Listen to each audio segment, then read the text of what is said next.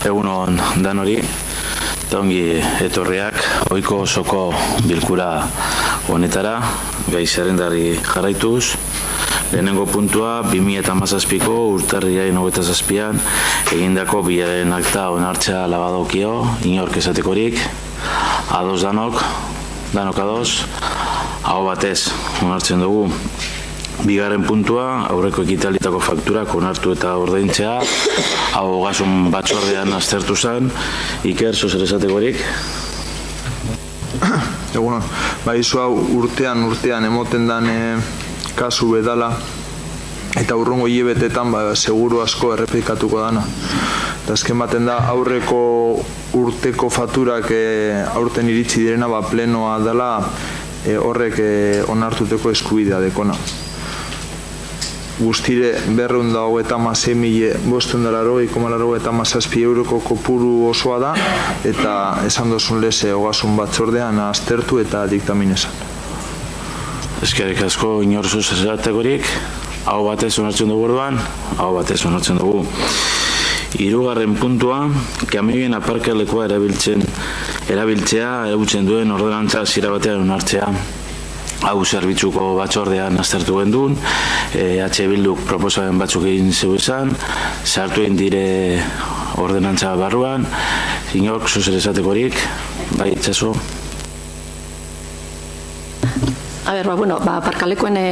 Kamioen aparkalekuen erabiltzaileen honen inguruen, egia da ordenantza hau, honegaz aspalditik gabiltzala bueltak azta.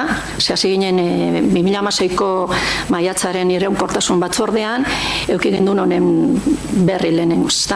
Momentu hartan, ematen zen zerbitzua leku itxi batean emoten zen. Momentu horretan, esia, atea gaz, argia, ziurtasun kamarak, garbiketa eta gauetan guarda bat egoten salarik, ez da. Kostu altua zen, eta defizitarioa, antza. 2016ko ekainean, udalak kontratu txiki bat egin zuen apur bat luzatzeko zegoen guzti, ez da. Ordenantza honi forma emon bitartien. Tartean, udalek esan zigun, kanbilairekin eta egonda egoala, ez da.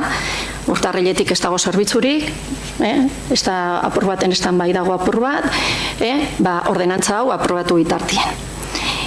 Eta urtarrileko batzordean, komentatu ziguten, espazio publikoaren okupazioa konsensuatu egin zutela kanbioilarekin, ez da? Non argiteria, ziurtasun kamarak eta garbiketa izango zutela gutxieneko tasa baten truke. Atzerapena, alde batetik, ez dago atea, ez dago itxita, eta guardarik ez. Bildu, kamioilarekin ere, bilo egin zan, eta eurek atearena ezinbestekoa ikusten zaibien. Ikusten dabe, ate hori barik, ez dabela ikusten apur bat ordenantza hau. Gu horren berri eman genuen apur bat komisio hartan, komendatu gendun, zelan horretan ez ziren ipini, zer jartzen zan, udalak zer egiten zuen, tasa txiki horren truke, hori jarri da, baina gu ere hartan abstenitu egin ginen. Esiarena, hori da, atearena ezinbestekoa ikusten gendulako, ezta? Egia da bai udalak, nahi eta nahi ez eman behar duen zerbitzu bat ez dela, baina zer gertatzen da, kamioiek udalerriko gainontzeko lekuetan aparkatzeko debekoa dekie. Beraz, ni pentsetan dugu, irtera bat eman behar dutzegula apur bat dekien arazo honi. Eta pentsetan dugu, Bildutik ordenantza apur bat labur gelditzen dela. Horregaitik, ze pentsetan dugu, horregaitik Bildutik abstentzioa bozkatuko dugu. Esiaren arazoari irtera bat ematen espaiako behin. Eskerrik asko, oso ondo induzu historikoa, azalpena, eta azken finean horiak eta garbi geratu zen batzorde berean, hitz berekaz argitaratu duzu, eta nik berdina esango dut, azken finean, atearena hartu dugu erabakia zabalik egoteko responsabilidad, patrimonioko responsabilitatea udalak ez eukiteko. Eta, gure teknikariak hori esatu ezko informe batean, hor arazoak eukilekuila, eta hori gure dugu ekiditu beste barik. Dana dela, ordenantzak biziak dira, dokumentu biziak dira, eta guk ez dugu gobernu talde moduan, beste edozin taldek proposamen desberdin egin ezkero, aztertzeko, debatitzeko, eta danon artean adosten badugu aurrera ataratzeko. Eskerrik asko. Orduen, boskatu ingo dugu. Beste inorek ez dugu esaten ez ebez, boskatu ingo dugu, bale? Tere, boskatu ingo dugu.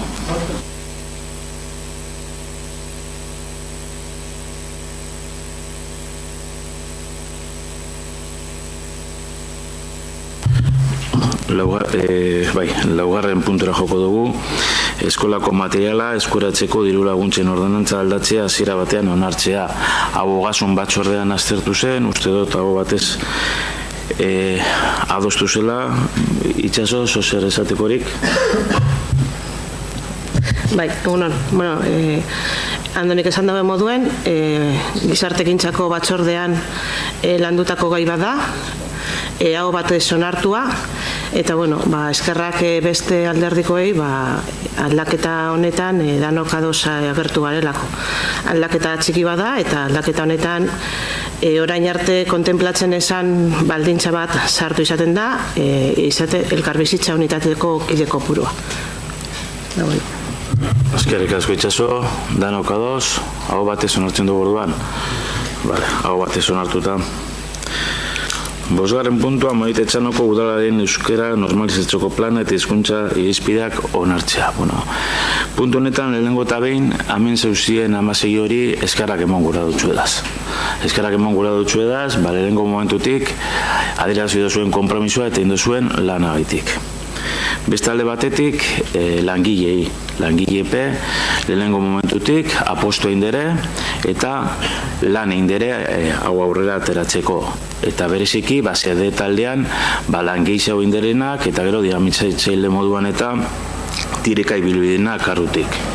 Gero baitare, teknikari lanak egin dabenari, bai Iruneri, amendeko guna lanie burutzen geur, bai Rafa Ugalderi, eta Rafa beik uste dut etorri dela, Rafari eta baita Idoia Zuloari. Irurei eskerrak emon gura dutxu edabaz. Eta oin, azkenean, ibilbidain luzea izen danaz, apurtzuet historikoa idatzi dut eta apurtzu bat txapatzue jokotzuet, baina nik uste dut interesgarria dela, zelan izen dan prozesu osoa eta indogun lan guztia. Gaur pleno honetara dakargun agiri honek bide luzea egin dau, ona etorri arte. Legeak ala aginduta, bagoan erabilera plan bat onartzeko beharra, eta behar horretatik hasi eta beharra aukera bihurtu gura izan dugu. Aukera gure udaletxean euskararen erabilera handiagotzeko. Alan, 2017-2021 urtetarako diseinatu dugun plan honen helburu nagusia euskararen erabilera indartzea eta aragotzea da. Bai zerbitzu hizkuntza eta baita be lan hizkuntza izan daiten. Beti be, herritarren hizkuntza eskubideak bermatzeko. Eta zer egin da horretarako? Lan hildo bi eduki duguz. Batetik, talde politiko guztietako ordezkariekaz landu dana, eta bestea langileekaz. Ordezkari politikoekaz 4 bilera egin dira. Gogo eta egiteko aukera egonda, eta aditu baten laguntzagaz lidergoa be aztertu da. Politikarien papera zein izan beharko leiken argituz, eta azkenik Bermeoko euskara teknikariek euren esperientziaren berri be emon euskuen. Bigarren lan hildoa langileena izan da. Saietako ardurenekaz batzarrak egin ziren. Martxan, hasi nahi gendun prozesu honen berri emoteko eta zel bakoitzetik sortu nahi gendun lan taldetarako kide bat hautatzeko. Kideak aukeratu ziren, sal bakoitzeko bat, esan duten moduan, eta lan talde honetan egon gara baita be euskara teknikariak eta ni neu, guztira 13 lagun.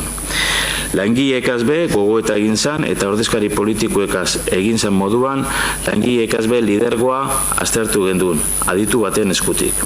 Ez da ahaztu behar, lantalde honetan dagozan kideek zela bai dinamizatzaile lana egin behar dabela euren saietan. Beste udal batzuetan zelan lan egiten daben erabilera plana lantzerakoan saltazu izan daben eta zelan aurre egin deutzien jakitea lagungarri izango lakodan Bermeoko euskara teknikariak be etorri ziren euren esperientzia saltzera. Saioak aurrera egin ala, diagnosia be prestatu zan, eta sail bakotxak bere helburuak ezarri dauz. Helburuak ezartzeko, horre lortzeko ekintza zeintzuk izan leikezan eta adierazleak jartzeko nolabaiteko pistak emoteko. Saio bat egin zan berriro be lantaldeko ordezkariekaz eta aditu bategaz. Lantaldearen 8 saio guztira diagnosia egin eta helburua finkatu arte, 2016ko otsailaren 2016ko azarora.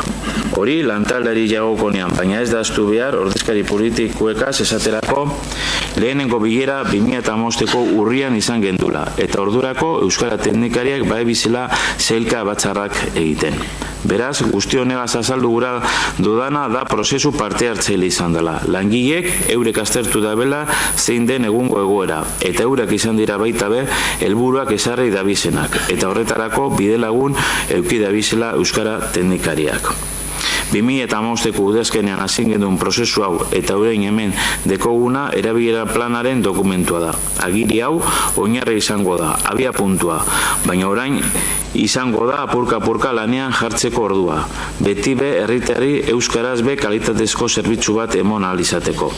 Lan taldekoekin aurtengo otsailean bertan eginda batzarra. Aurrerantzean ezarritako helburu horrek neurtzeko, behar daben laguntza eta formazio inguruan eztabaidatzeko. Agiria esku artean dekoguna badabe ezin da ahaztu guzti zeharkakoa dela eta bizia izan behar dela. Geuk ezarritako helburuak betetzeko pausuak emonez bidea egin behar dugula. Hasiera batean esan doz, zein den erabilera plana helburu nagusia, baina helburu nagusi horrez gain 4 helburu estrategiko finkatu duguz. Lehenengoa, herritarrekiko harremanetan euskara zerbitzu hizkuntza izatea bermatzea. Bigarrena, beste administrazioarekiko harremanetako euskara gehiago erabiltzea. Hirugarrena, euskara administrazio barruko lan hizkuntza izan daiten aurrera pausoak emotea. Laugarrena, erakunde ordezkarien lidergoa indartzea. Euskararen normalizazio prozesua erakundeen eguneroko jardunean txartatzeko. Helburu haue betetzeko, Amoita Etxanok udalaren hizkuntza irizpidea zeintzuk izango diren ere jasotzen dau dokumentuak. Hizkuntza irizpidea lau ardatzetan jaso dira. Bikain, euskara erabilera kalitatearen ziurtagiriak erabiltzen dan erreferentzi gida kontuan hartuz. Erakundearen irudia eta komunikazioa, kanpo harremanak, barne harremanak eta hizkuntza kudeaketa dira lau ardatzok. Ezin dodaz hemen irizpide guztiak aitatu, baina batzuk bai azpimarratu nahiko nuke. Lehenengo ardatzean, harrera hizkuntzari dagokion azpiatal bat hau. Bertan, jasotzen da, harrera aurrez aurre zein telefonoz euskeraz izango dala. Beste era batera esan da lehenengo hitzaz, euskeraz izango dala, eta gero herritarra izango da hizkuntza aukeratuko duena. Bigarren ardatza berriz, erakundearen kanpo harremanei jagokona da. Hemen, idatzizko harremanetan adierazten dugu udalak bere inprimakiak elebietan izango dabezela. Etxera bidaltzen dien agirien kasuan, herritarrak eskari egiteko erabili dauen hizkuntza joango da erantzuna.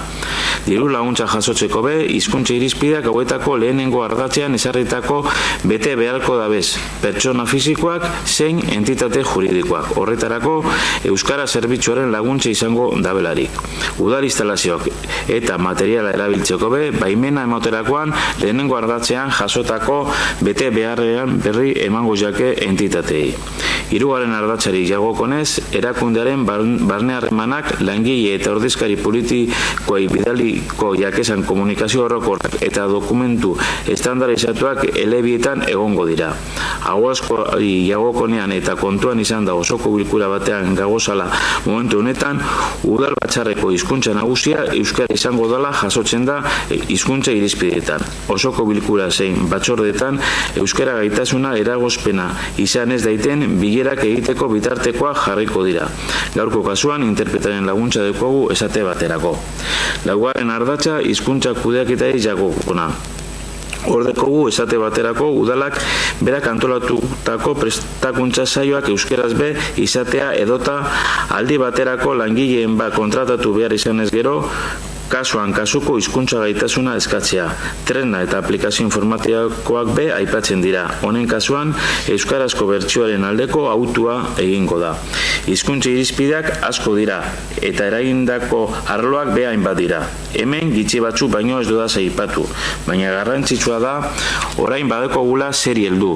Hemen dekoguz gure hizkuntza irizpideak eta hauek jarraitu behar duguz. Onartzen baduguz, zabolkundea egin beharko da, danok ezagutu deiguzan. Agiri honen beste atal bat, egungo egoeraren diagnosia eta sail bakoitzak ezarritako helburuena da. Diagnosian orokorrean ikusten da, batez be idazmenean lan handia dauela oraindino egiteko. Zelan ez, ohitura aldaketan ere bai. Izan be, sail batzuetan, euskaraz dakien langile kopuru handia bada be, gero ahozko erabileran datuak basuak dira. Edo zelan be, honek lagundu egiten deuzku helburuak ipinterakoan eta kasu honetan be alan izan da. Ezarritako helburuak lorgarria direlakotan nau. Seguru nau, ez doguzela danak beteko, baina asko eta asko bai, eta gainera jarraipen bat egingo dugu lan taldeak ikusteko helburuan betetzen maila zelan doan. Askotan, lehenengo urratsa eredu batzuk euskaratzea izango da, baina gero ereduok erabili egin behar dira. Eta hori be, eguneroko lanean langileak egin behar duen zozer da, eta ez euskara zerbitzuaren kontua. Beraz, aurrerantzean, langileak egingo daben, esfortzu horregatik, aldez aurretik eskerra emon gura dutxidaz, eta pentsatzen duen gitxika egingo dugula bidea danon artean. Guztien eta aparte protokolo batzu be jasota dago erabilera planean. Bat, langile berria sartzerakoan erabili beharreko protokoloa. Alan, langile berriren bat sartzen danean udal zerbitzuaren baten erabilera planari buruzko azalduko jakoz. Eta bere jardunean kontuan eduki beharrekoa be azalduko jakoz. Ahozko jardunean zein idatzi zauzkoan. Beti be euskararen zerbitzu laguntza eta aholkularitza edukiko da bezala argituz. Keza bideratzeko protokolo bat be jaso da. Edozein herritarrek uste badau bere hizkuntza eskubideak urratu direla, udalaren web horrera joal izango dau. Han atal berezi bat egongo da herritarren eskubideak zeintzu diren azalduz eta urraketa egon dela uste badau salatzeko.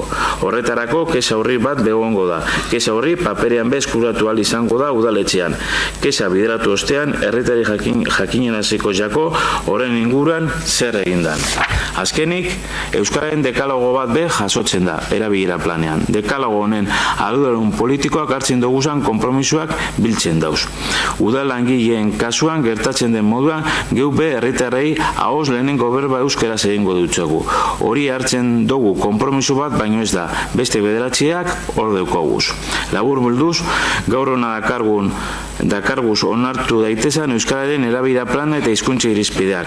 Datozen 5 urtetarako. Gaur hasi egiten gara. Kirolarik asko be euren buruei erronkak ipintzen deutxiez. Guk gure erronka badekogu. Orain egunero entrenatu beharko dugu. Inork, zozer esatekorik? Bai, zurea gaitza, Xabier. Bueno, egunon dan hori. Guretzako berri posgarri bat da plan hau onartzea, probatzea, danonen oneriziekaz gainera. Oin dala urte pare bat, uste dut, esepa onartu zala ja, eta falta zan udal plana onartzea. Aurreko legintzaldian burrukatu gendun zeozer izen da, orduen gu oso posik gauz, EH Bildu oso posik agertzen da, eta harro eraberean, ze azkenean gure interesak eta gure nahiak bete direlako, eta oin bakarrik eskatzen dugune da, Andoni guztiz konpartitzen dut zure irakurketa osoa. Eskerrak emonera berean teknikari guzti bertan gauzen dan hori, danok jarri dugulako zeo zer, argi dugu beste batzuk asko begei hau jarri da bela, eta zoriontzekoa da danok jarri dugune. Eta hori, eskatzen dugun gauza bakarra hori da, Zornotzako herrieri animatu daitela, sujeto aktibo izen berdala euskera erabiltzen, euskeraz eskatzerako orduen, etorri daitela udaletxera, eskatu daiela euskeraz, aleginduko gara zerbitzu guztiak euskeraz bermatzen, eta hori, animatzea herri guztia, herri euskaldun bat izan daiken gurea, eta horixe, eta Zurizonatan hori egin dugun lana gaitik. Eskerrik asko, Xabier, nipe bat egiten dut, zuke indako hitz guztiekaz hitzezik. Besterik, inork esatekorik, hau batez onartzen dugu orduan? Hau batez onartzen dugu. Zigarren puntura joko dugu, Amorita Etxanoko udaleko lanpostuen zerrenda aldatzea, onartzea hizkuntza eskakizunak eta derrigortasun datak. Haue langileriko batzordean jorratu zen, o batez onartu zen, Itxaso, oso zer esatekorik? Bai. Batzordean aztertu genuen bezala, Euskararen erabilera planaren barnean, perfil linguistiko hizkuntza eskakizun eta derrigortasun datak aldatzearen proposamena eraman zen, eta horren ondorioz lanpostuen zerrenda aldatzearen proposamena. Aldaketa honen helburua, komentatu genuen bezala, da, herritarrekin kontaktuan dauzen langileen euskera maila 2-3 pasatzea, eta idazkariena 4. perfila mantentzea, baina derrigortasun data batekin. Proposamen bat egin zen proposamena Eusko Jaurlaritzako politika linguistikarako sailari proposamen bat egin zen jakon, baina proposamen hori egin aurretik langileen ordezkariekin batera langile guztien egoera kasuz kasua aztertu zen, ez baizelako nahi inoren egoera kaltetu. Orduen proposamen hori egin zen, eta hemen naiz eta batzordean azaldu, egin zen proposamena, eta Eusko Jaurlaritzako politika linguistikarako sailari egin zen proposamena urrengoa da.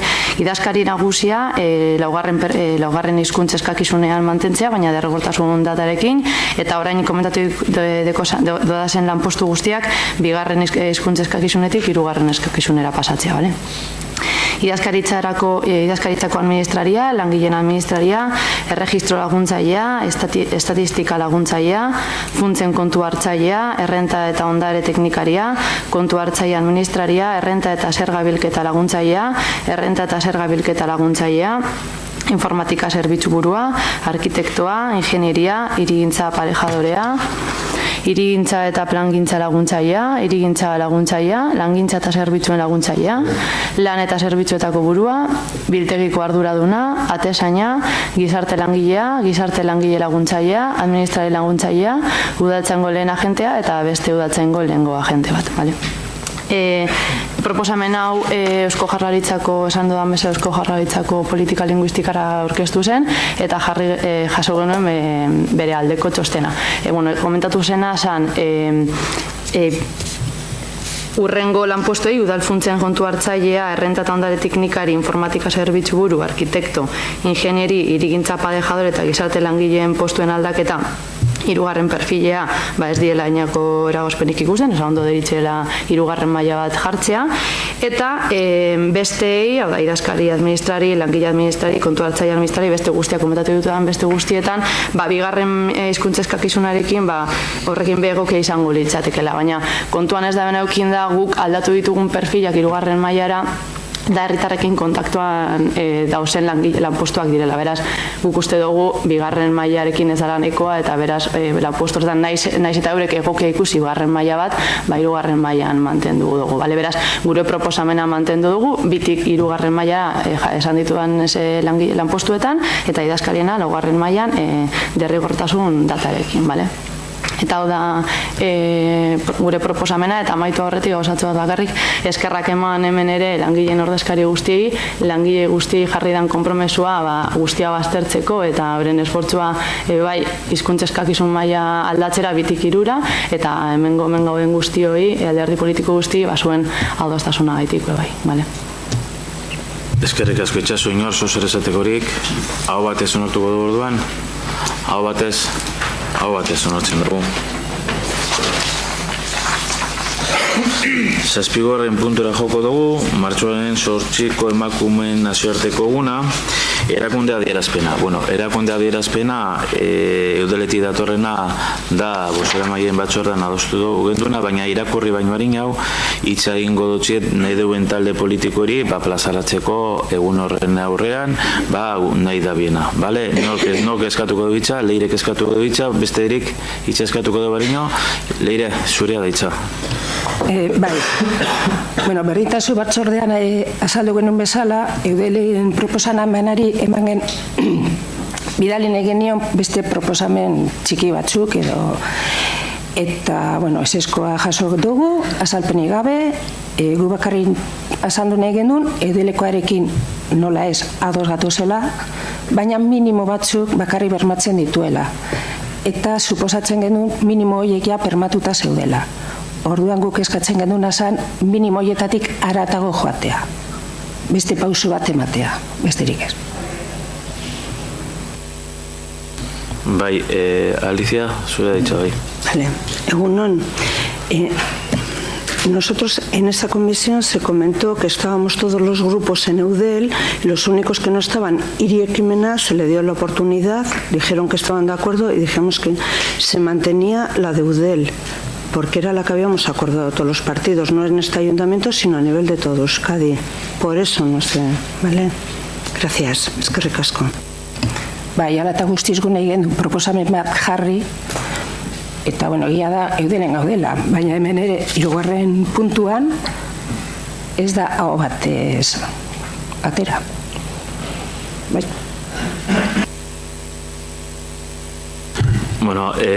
Irakurriko dugu deklarazioa, bale? Venga, Alicia. Vale. Egunon, guztiori.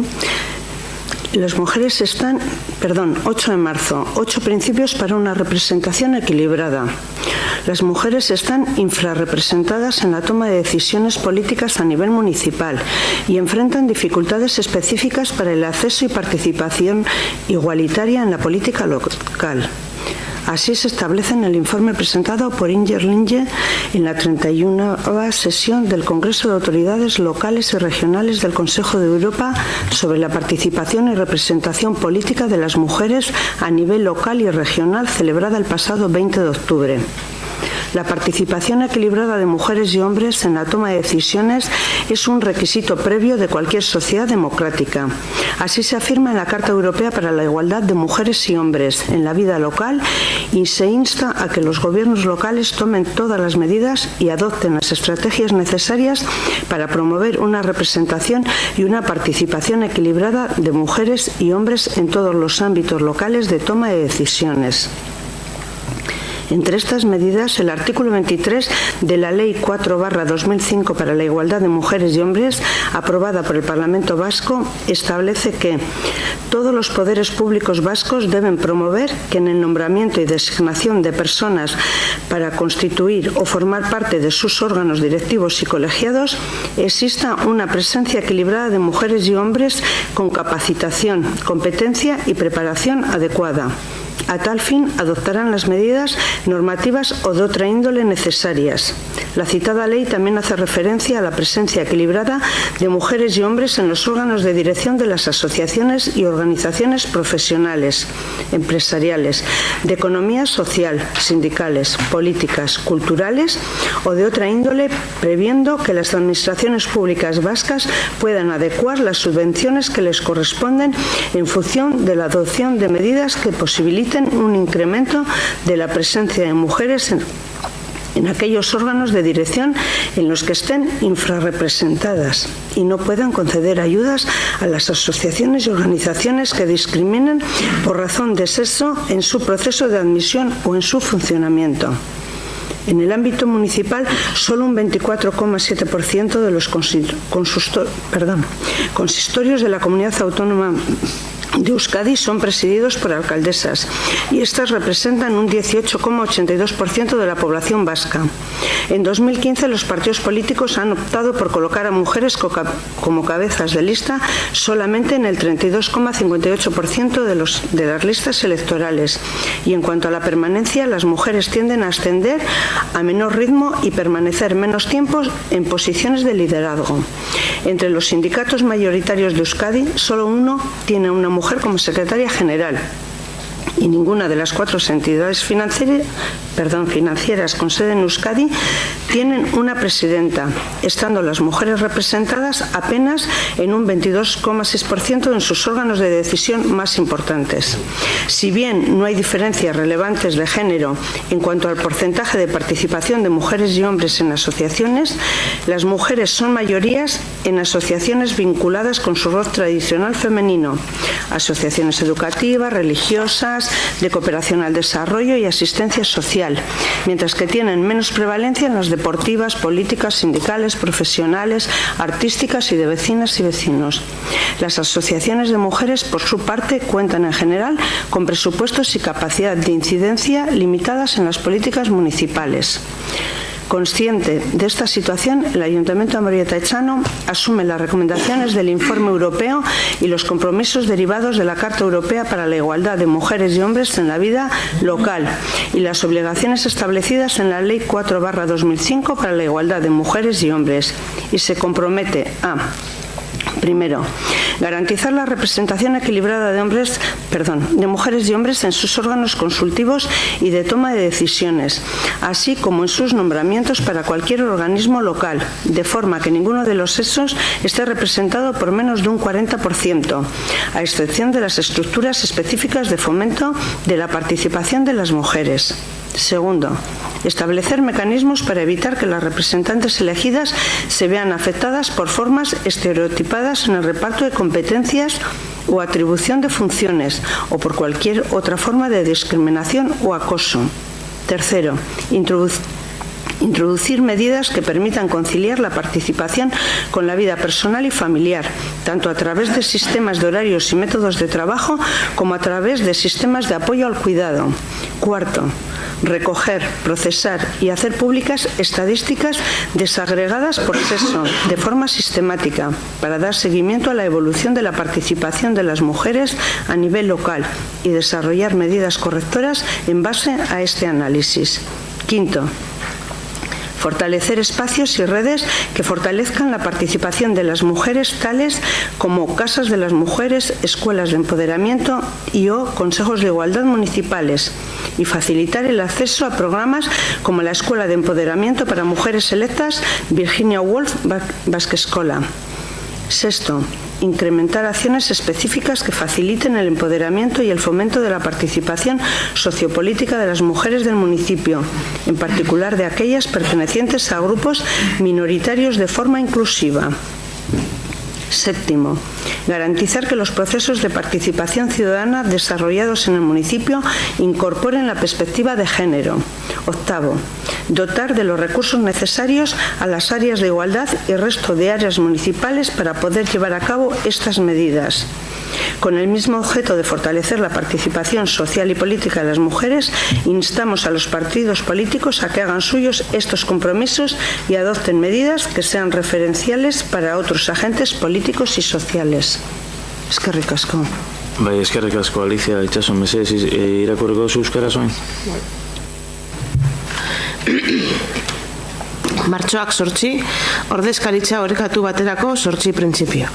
Emakume gutxi daude ordezkatuta udal mailan erabakiak hartzeko gunetan, eta tokiko politikan sartzeko eta berdintasunezko parte hartzerako arazo espezifikoei aurre egin behar izaten diete. Hori jaso zuen Ingerlinjek Europako Kontseiluko toki eta eskualdeko agintarien kongresuaren 31. saioan aurkeztutako txostenean. Kongresua urriaren 20an egin zen, eta emakumeen tokiko eta eskualdeko parte hartze eta ordezkaritza politikoari buruzkoa izan zen. Erabakiak hartzeko guneetan, emakume eta gizonen arteko parte hartze orekatua edozein gizarte demokratikoaren aurretiko baldintza da. emakumeek eta gizonek tokian tokiko bizimoduan izan behar duten berdintasunerako Europako gutunean horrelase baieztatzen da, eta tokiko gobernuei honako eskatzen zaie. Beharrezko neurriak eta estrategiak hartzea, emakume eta gizonen ordezkaritza eta parte hartze orekatua sustatzeko erabakiak hartzen diren tokiko esparru guztietan. Neurri horien artean, Eusko Legebiltzarrak onartutako emakume eta gizonen arteko berdintasunerako 4/2005 legearen 23. artikulak sedatzen duenez, Euskal Herri aginte guztiek beren zuzendaritza organotako eta organo kolegiatuetako kide izateko pertsonak izendatzerakoan, izendatutakoen artean trebakuntza, gaitasun eta prestakuntza egokia duten emakumeen eta gizonen ordezkaritza orekatua izan dadila sustatu behar dute. Xede horretarako, beharrezkoa diren arauzko neurriak edo bestelakoak hartuko dituzte. Aipatutako lege horretan, profesionalen, enpresaren, gizarte ekonomiaren, sindikatuen, politikaren, kulturaren eta bestelako arloetako elkarte eta erakundeen zuzendaritzako organoetan emakume eta gizonen presentzia orekatuari buruz hitz egiten da. Horretarako, zuzendaritzako organoetan, emakumeen presentzia areagotzea ahalbidetzen duten neurrien arabera dagozkien diru laguntzak egokitu ahal izango dituzte, eta ezin izango diete inolako laguntzarik eman hautaketa prozesuan edo lan jardunean sexua dela eta bereizkeria eragiten duten elkarte edo erakundei. Udalgintzan, Euskal Autonomia Elkarteko udaleko 24,7% soilik daude emakume alkateak eta Euskal Herritarren 18,82% ordezkatzen dute.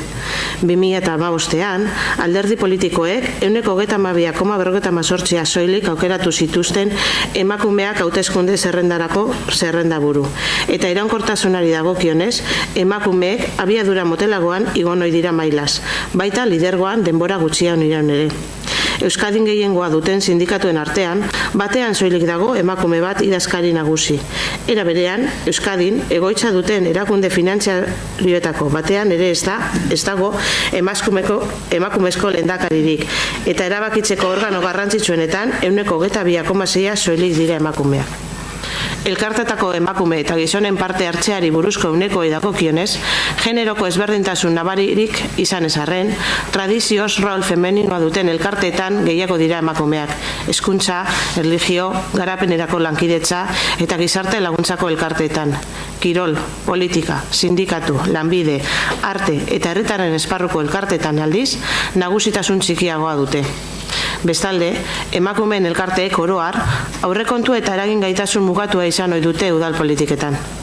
Egoera horren jakitun, Amorebita Etxanoko udalak, txosten Europarreko gomendioak eta emakumeek eta gizonek tokiko bizimoduan izan behar duten berdintasunerako Europako gutunetik eratorritako konpromisoak onartzen ditu.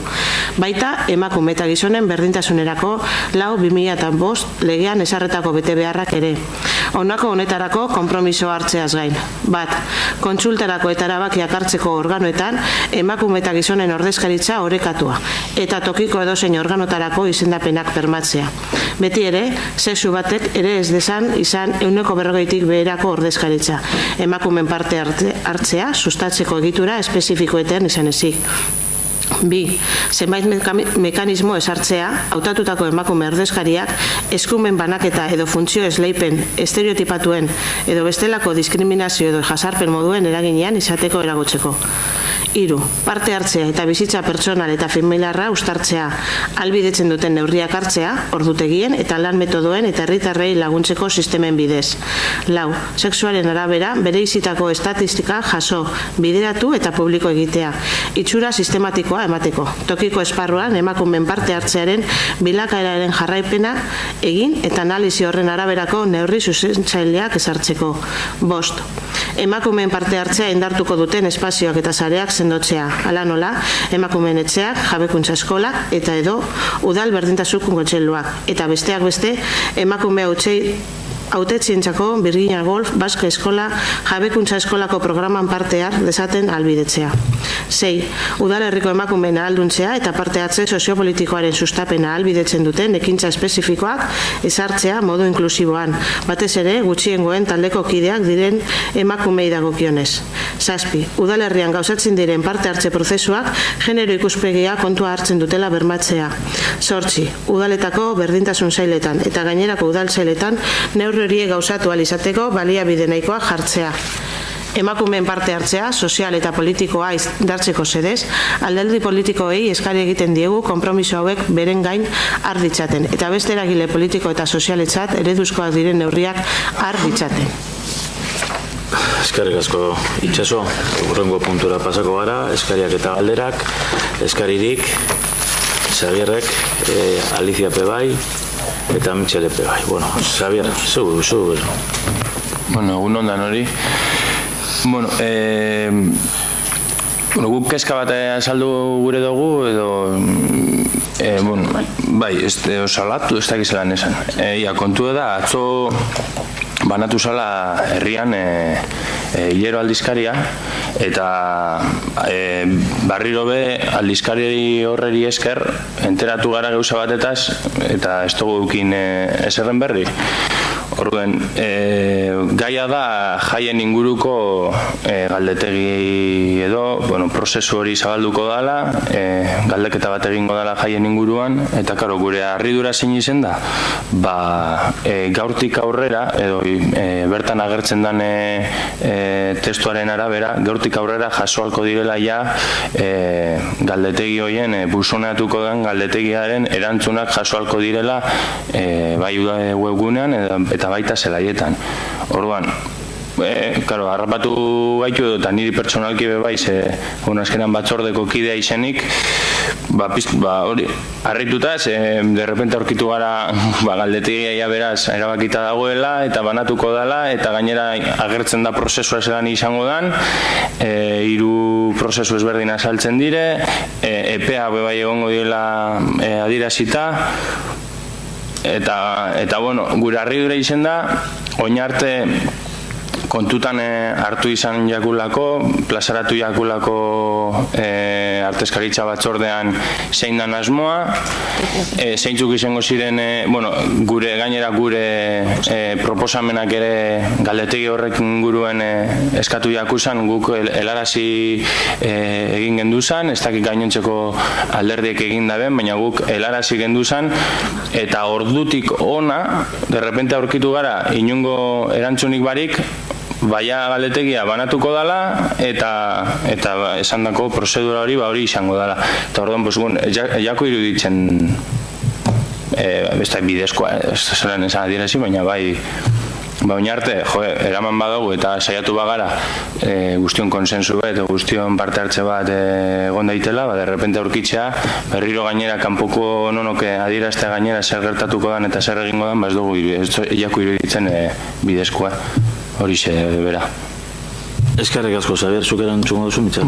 Bai, apurtxu bete, bai dagie prozesu guztien parte hartu gulu daren artean, azkenengo artezkaritza batzordan, bai azkeneneko galde eta arreuetan komentatu gendule pasatutako proposamen guztiak bat ezik usteote komentatu gendule sexuaren asuntuaren ingura danak onartu zirela, eta baitxin gendule ahalik eta harinen presaz geundela, denboraz apurtxu eta apreteuta usteot ez dakit norki esan zegoen, gauden EPEA dala eta igual ez teguela mongo hortengo jaietarako ondoriorik atateko eperik eta baiezkoa esan genduen orduen, igual bai epen asuntoa igual zehaztu edo horti igual bai zozer gehiago igual informazio gehiago monal izan gendugun, baina bai joan gara komentetan artezkaitza batzordan, Bai. Egia da, idatzeiz bialdu zen utela, baina ez dugu ikusi testua galdetegiaren testu osoa, eta batzordea daukagu gero. Hau, atzo argitaratu zen, orduan batzordea egin ziteken harinago, azkenan ematen da gara konbidauz de piedra, ez da esaten da moduen, ez? Eta parti zen gara, eta gurot esan, horregatu batzordea, ez dakizer, badauzela, edo esan, azkenengo formatua hau izango da, hau, izan gara parte, egin dugu ziradokizunek, eta ukiko bagendun guzti hori, ez dugunez euki, eta atzo hori irakurri gendunez, gelditu ginen, apurbet harrituta. Orduen irakatza izen da hori, bai komentatu gendune azkenengo artezkatza batzorren, baina irakatza da hori puntua, barikuen izen zen, ez? bueno, onartzen esango dut, ganera horra gertzen direz epe batzuk, eta nik publiko, nik jakingo baneuen hau, nik be publikoki, bai nire sare sozialetan, bai nire webgunean, bai nire eskuragarri deuko da zen zeratan, argitaratuko nauen eta animatuko nauen ez bakarrik gure jenteari, baizik eta herriari, edo esan, bitu hemendik aurrera edo laster banatuko da herrian hau, eta jentea, baina ja... Epen asuntua horrela honortzen dute, igual informazio falta hori bai. Nik hau plazaratuko doana, ja martxan daudana, orduan, denpora bat galdu dut hor, ez dakit. Sentitxe dut, da parkamen askotu nire izenien.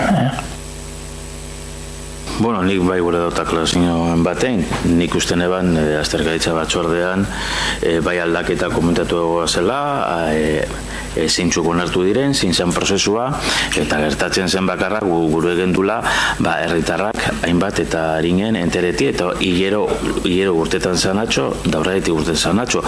Bai indogu akaz txiki bat, ni pentsetan eban azkenengo pasan bariko nindako batzarrean hori dana azalduta egoala, dakiko eta atara da plazeratzea gaitik.